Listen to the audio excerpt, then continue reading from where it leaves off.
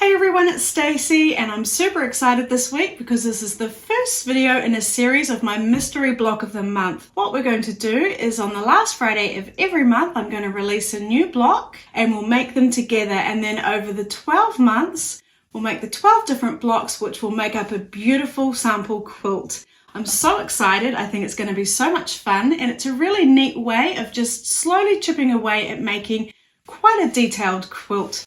We're going to start off nice and simple, and then we will slowly get more complicated as we go on.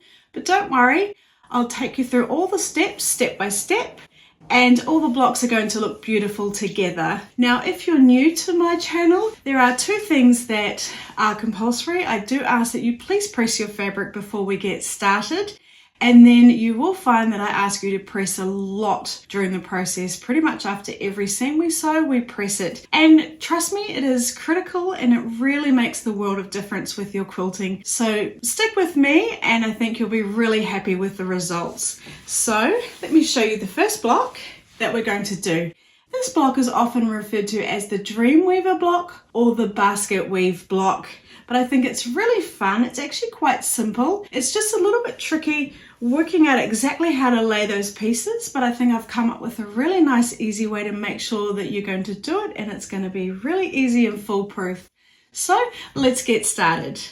Oh, I did forget to mention that you can find the notes in the link below, and make sure you sign up for my newsletter so you'll get my email every Friday so you don't miss out on any of my mystery blocks. Okay, so here's a picture of the block that we're going to be doing, and you can find this image over on my blog. You'll either get it in the email or you can find it in the link in the description below. Now, we're going to use 5 different fabrics. We've got the corners, which will do all the same, and then we've got 4 different colours which give the effect of the weave. In this image, I've got the purple, the green, the blue, and the pink. So let's just take note that what happens is we have a long piece that comes down, and then we've got the visual effect that it's going under and coming back up again here at the bottom, and that bottom piece is smaller. So let's just lay out our fabrics and try and recreate how this is laid out here. So for my fabrics, I've got my corner pieces, which are lighter. I've cut 4 3.5-inch squares. Then for each of the 4 colours, I've cut again a 3.5-inch square and then a 3.5 by 6.5 inch piece. And I've done that for 4 different colours, and you can find all the cutting instructions over on my blog. So now let's recreate this picture. Just move these down closer to me. And we're going to have the 4 light pieces in the corners.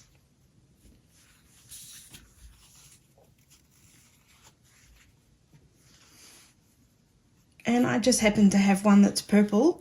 So I'm going to start by creating the long piece that comes down.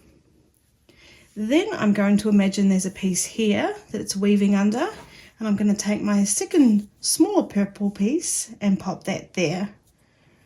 Then let's find a piece that we want to go across.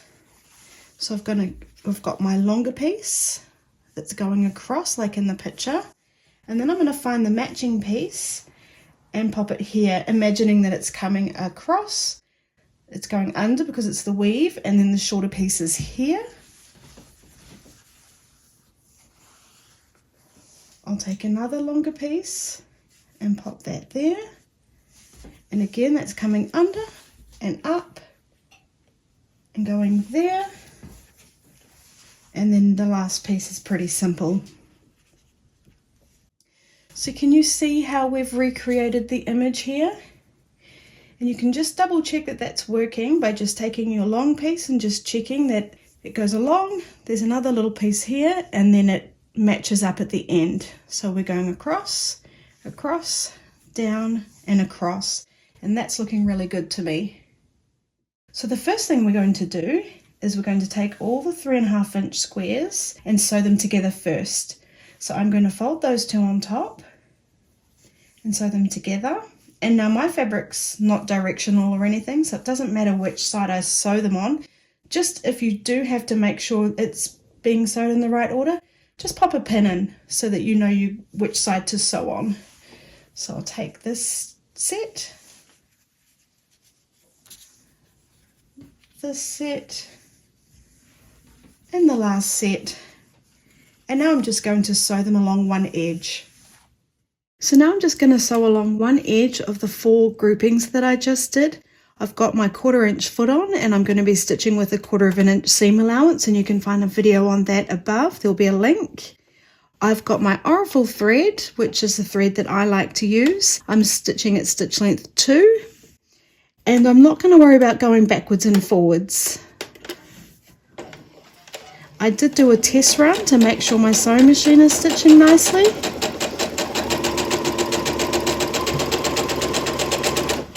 And I'm just going to leave that there and take my next grouping, remembering if you needed to make sure it was facing the right way, just pop a pin in to remind you. I'm not going to worry about pinning mine. I'm just going to make sure all the edges are lined up. But if you like to use pins, then of course use pins.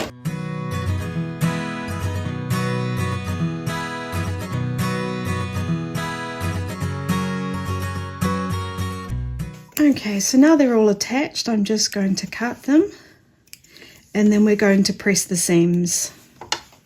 So now we're just going to set the seams, open it up, and we're going to press towards the darker fabric. So I'm just going to fold that open, give it a finger press, making sure that the creases are all out in the middle here. Once I'm happy, I'll just press that. And then I'll repeat that for all 4 pieces that I just sewed together.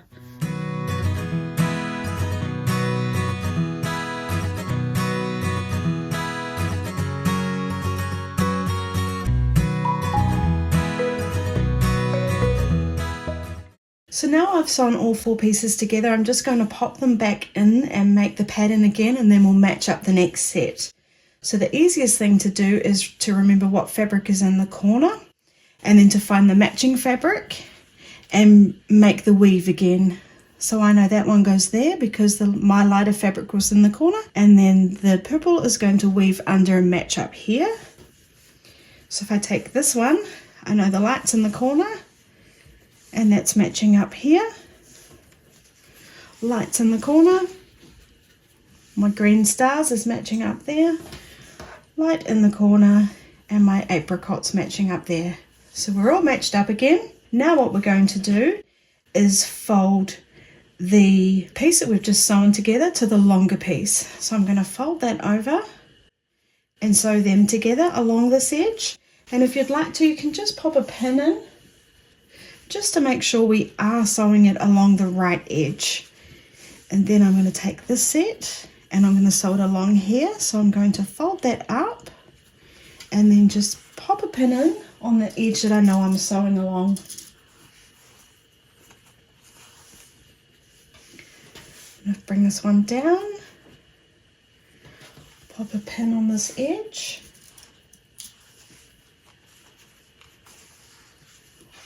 and then fold that on top, and again pop a pin on this edge.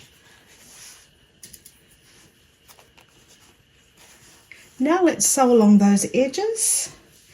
So I didn't match up those edges when I pinned it together, it was just so I knew which sides I was sewing together. So I'm just going to fix that up now before I sew. And I might as well just pop the pin back in. I'll pop it in down here. And I'm just going to do exactly the same as last time. I'm going to stitch from the beginning to the end. I'm not doing a back stitch, and I'll just chain piece them together.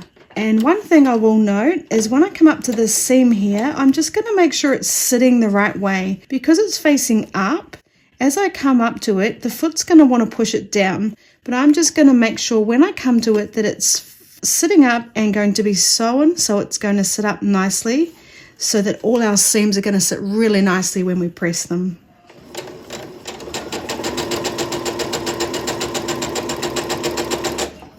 Do you see how it's trying to come forward?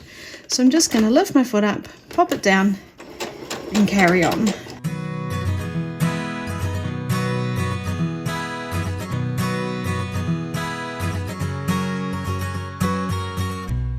So when I'm lining up my edges, I'm making sure they line up on the corners, along this whole edge, and then on the bottom corner as well. We want all edges lined up.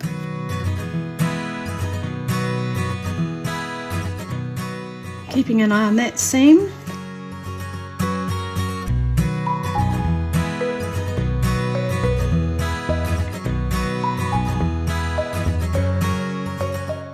Okay, then I'll just cut my thread, and then I'm going to cut the thread that's joining them, so they're 4 single sewn together pieces.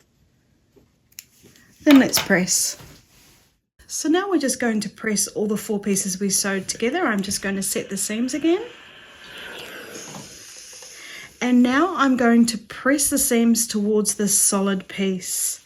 So I'm just going to open that up, press the seams to this side, give it a finger press, make sure all the creases are out, and press. And I'll repeat that for all 4 pieces.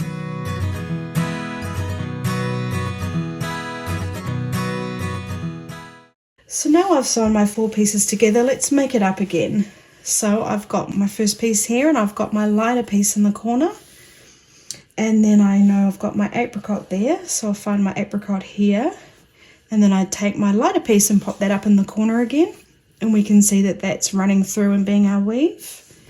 Then I'll take this piece, and I can see the purple's there, needs to match up here, and I know my lighter piece needs to go over in the corner, so I'll just flip that around. And then with the last piece, again, lighter piece in the corner, and we can just check that by just making sure all our main fabrics are matching up, and it is. So now what we're going to do is fold it down and sew this piece together, fold this down, and sew this piece together. And again, we can just pop in a pin to make sure we're sewing on the right side. I'm going to flip that over so I can keep an eye on my seam. So now let's sew those 2 pieces together. So again, I just pop that pin in really roughly. I'm just going to take it out. I'm going to match up the corners, this whole edge, and the bottom corner. And then when I'm happy, I'll just pop the pin in down on the bottom half. And I'll sew.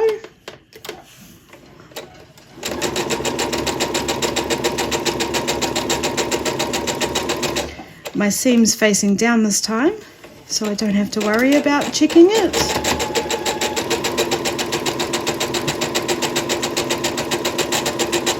Then I'm sewing past, taking my next piece,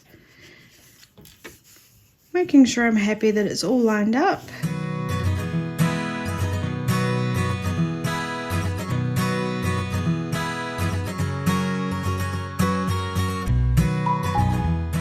Okay, and then cutting those threads, cutting the 2 pieces so they're 2 separate pieces, and now we're pressing again. So once again, we're setting our seams, and then we're going to open it up, and we're going to set the seams to this longer piece. So I'll open it up, give it a finger press, and press, and I'll repeat that for the second piece.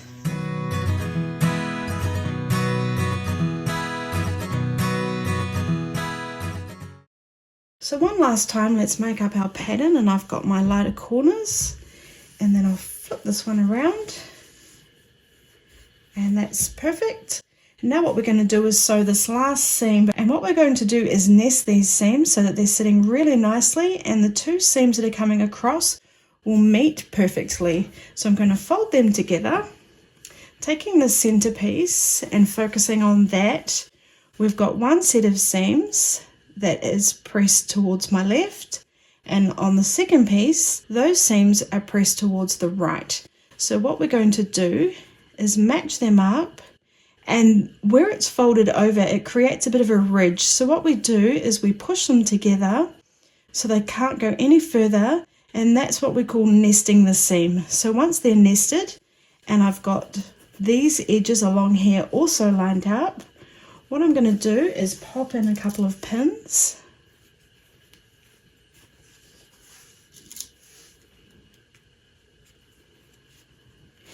And now I know when I sew that, they're going to be matched up perfectly.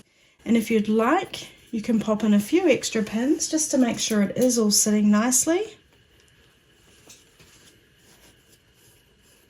I think the longer the fabric is that I'm sewing together, the more likely I am to pin it, especially if it's been pieced like this, because sometimes things are a little bit wonky and what have you. So it's just a good idea to be extra safe. So now let's just sew that last seam together. So now we're just going to sew along this last edge, and we're not going to worry about a back stitch. And just when you come up to these seams, just make sure they are sitting in the position that we press them, so that they're going to sit really nicely when we're finished.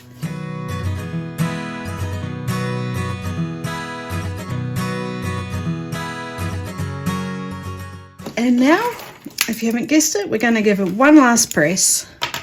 So we're just going to set that last seam and open it up. It doesn't matter which way we set the seams. Just make sure it's sitting really nicely, giving it a finger press and then pressing. And I'm going to give it one iron over the whole block. And if you have a look at my nested seam, that's all 4 corners have met up beautifully. And there we have it, our first block. Okay everyone, I hope you enjoyed making our first block. I know I'm really happy with mine. It should measure 12.5 inches square, but don't worry if it doesn't. It might be a little bit bigger, a little bit smaller. We're not going to square them off until we've made all 12, because we need to cut them down to the smallest size of the we need to cut them down to the size of the smallest block. So we can't do that until we've made all 12. Please leave a comment and let me know how you go. Remembering my courses are completely free, but I do ask you leave a comment so that I know you are following along and just to let me know how you're going. Thanks for joining me, and I'll see you next week. Thank you for watching my videos. If you're enjoying them, please like, subscribe and leave a comment.